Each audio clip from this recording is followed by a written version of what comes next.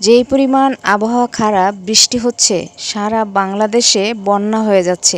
কিন্তু আমাদের খুলনাতে কিন্তু শুধু বৃষ্টিই হচ্ছে, পানি খুব একটা হচ্ছে না। কিন্তু যেই এলাকায় পানি হচ্ছে, বা আমি ফেসবুকে দেখলাম অনেক জায়গায় সাপ বেরোচ্ছে, তারপরে কুমির বেরোচ্ছে। চীন দেশে দেখলাম ৬ থেকে ৭টা সাপের খামার ডুবে গেছে। এই সাপ কিন্তু সারা বাংলাদেশে চলে আসবে।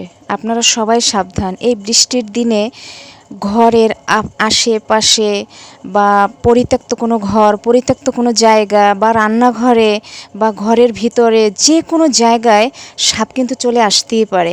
যাদের অনেক বেশি পানির সমস্যা হচ্ছে, পানি উঠে গেছে, তাদের ঘরেও কিন্তু, তাদের সব জায়গায় কিন্তু এই সাপের সমস্যা বেশি হচ্ছে।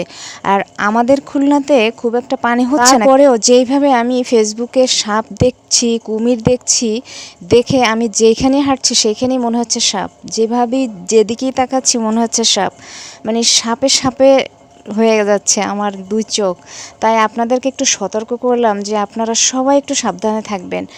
বন্যা হচ্ছে, বৃষ্টি হচ্ছে, হ্যাঁ, কিন্তু তারপরেও সাপ থেকে, পোকামাকড় থেকে সবাই একটু সাবধানে থাকবেন।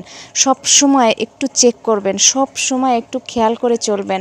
তাহলেই আমরা বাঁচতে পারবো, আমরা ভালোভাবে থাকতে পারবো। না হলে কিন্তু জীবন নিয়ে খুবই সংশয়। পানিতে ডুবে মারা যাওয়া সেটা এক ধরনের, না খেয়ে মারা যাওয়া সেটা এক ধরনের, কিন্তু সাপের কামড়ে বা অন্য যে কোনো জীবজন্তুর কামড়ে যদি মারা যায় সেটা কিন্তু এক ধরনের, সেটা কিন্তু বোঝানো যায় না, নিজেকে কখনোই আসলে ক্ষমা করা যায় না। আমি কালকে একটা দেখলাম যে একটা লোক গরুর জন্য খড় কাটতে গেছে, ওখান থেকে একটা সাপে কামড় দিয়েছে, তাকে হসপিটালে ভর্তি করছে, এক হসপিটাল থেকে অন্য হসপিটালে তাকে রেফার করছে। কতটা ভয়ানক বুঝতে পারছেন?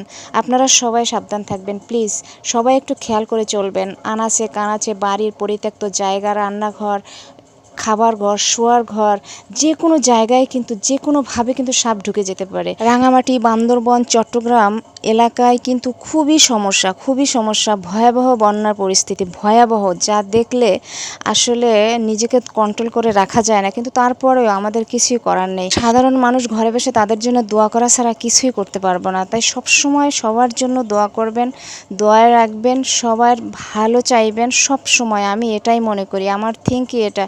কোনো মানুষের খারাপ করব না, কিন্তু ভালো করতে না পারলেও কোনো মানুষের খারাপ চাইব না। আমি এই থিঙ্ক নিয়েই চলি সব সময়। আর আপনারা সব সময় সবাই ভালো থাকবেন, নিরাপদে থাকবেন, পরিবারকে নিয়ে সুরক্ষিত থাকবেন, সব সময় খেয়াল রাখবেন, কান সজাগ করে চলবেন। এই বন্যা কবলিত অবস্থায় এই সতর্কবার্তা ছাড়া আমার আর কিছুই বলার নাই। সবাই ভালো থাকবেন, সুস্থ থাকবেন, সবাই নিরাপদে থাকবেন, পরিবার নিয়ে সবাই ভালো থাকবেন। আল্লাহ হাফেজ।